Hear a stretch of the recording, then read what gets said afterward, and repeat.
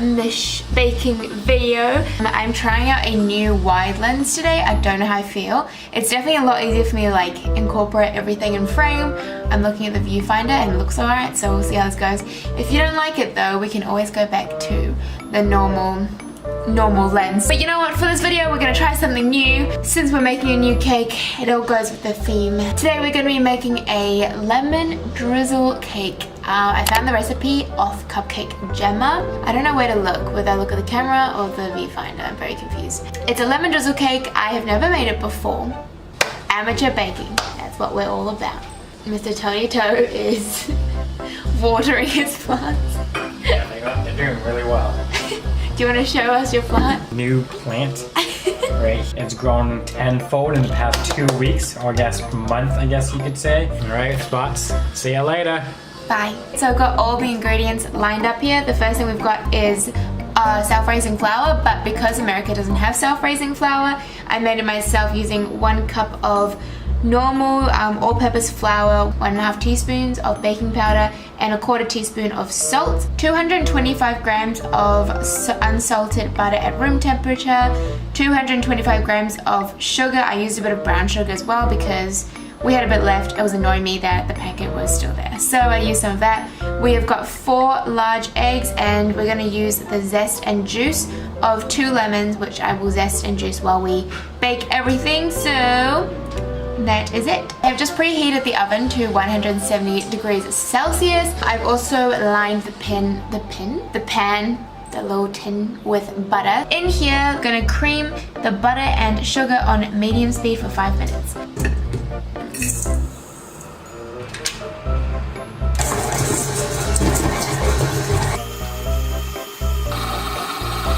Okay, and while this is just mixing away, I'm going to zest up 2 lemons. Might turn this off because it's kind of all buttered up, so I don't want to butter it up too much. When you zest the lemons, make sure you give them a good clean, because you don't want the wax to kind of distort the flavor of the cake. Alrighty, I finished zesting up the lemons. Just want to get all the zest. Beautiful. So before I put the zest in, I'm going to put this back on low, and then we're going to add in 1 egg at a time. And then make sure it's kind of all incorporated before you add in the next egg. So we're going to add in egg numero 1. But this time we're going to try not crack any eggshells into the batter, unlike last time. That was a disaster. 3rd egg. There's a batter all stuck to the side, so I'm going to stop it really quickly and just scrape it down before I continue adding the rest of the eggs.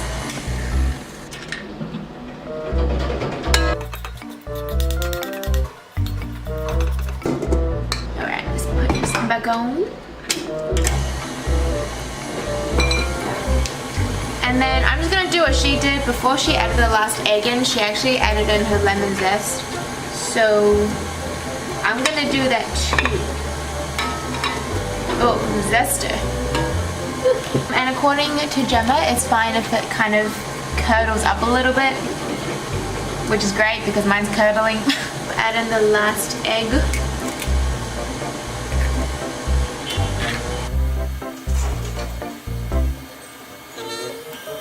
I'll just let it mix up a little bit more before we put in the final ingredient, which is homemade self-raising flour. That looks pretty good to me. I'm just gonna empty this paddle off. This is what the batter looks like. I got my sift, and we're gonna sift in the flour. Ooh, satisfying. This is like a really super simple, easy cake, so I do hope that I can get it somewhat right on the first try. That's what one can hope for. And then what we do now is we gently fold mixture together The reason why I think she said you don't want to beat it all because you've just created a lot of air inside the batter with the egg yolks and everything, so you don't really want to beat that all out. Oh, I can't do this with my hair down. Heavy duty work. Alrighty, so I've just folded up all my batter. Full disclaimer, I have a feeling that my butter was not 100% at room temperature, so there are globs in it. I don't know if you can tell. It's kind of blobs of butter, so I'm just gonna, fingers crossed this is gonna work. We're just gonna see how this goes. We're gonna line, I've already buttered up my pan, so it's gonna line it up with a baking powder. And now we're gonna pour our batter into our pan.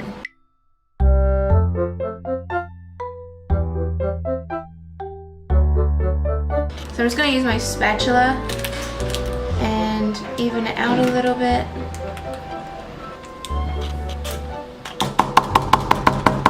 It's a little bit thicker than I would have imagined it to be, but this is what it looks like.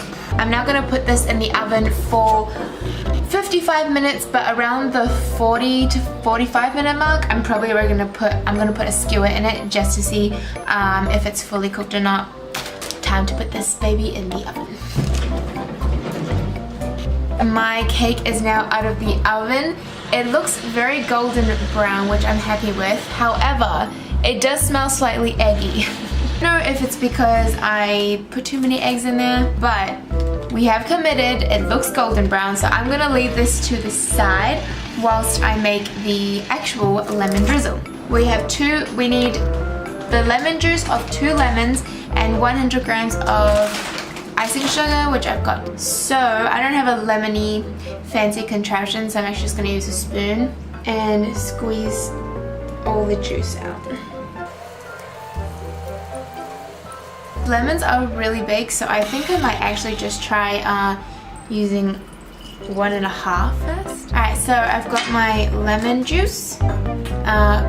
Yielded quite a bit. Pour in the icing sugar. I'm using a matcha whisk to make sure I really incorporate all the icing sugar well.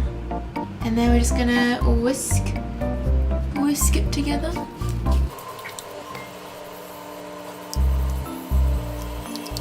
If it's too thick, then just add more lemon juice, and if it's too thin, then just keep on adding like icing sugar until it's kind of a thickened, syrupy kind of texture. The mixture is done. It's kind of, can you see how it's kind of thick, but still a little bit liquidy, if that makes sense. So now what we have to do is use a skewer and just poke holes everywhere.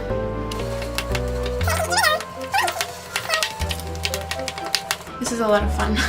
All the holes are poked, as you can tell. So now I'll just use a spoon and then drizzle the lemon juice inside.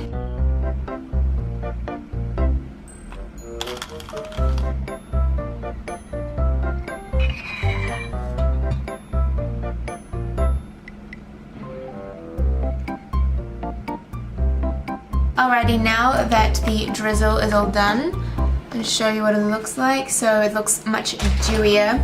I'm now just going to let this cool for around 15 to 20 minutes.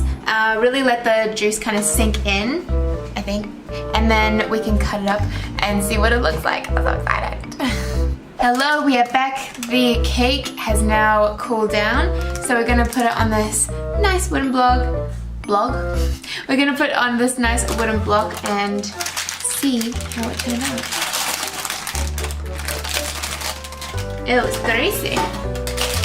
Oh wow, that soaked through. It didn't quite have the rise I would want. Can you see it? Uncool. It didn't rise as much as I wanted to. It's okay, it's okay.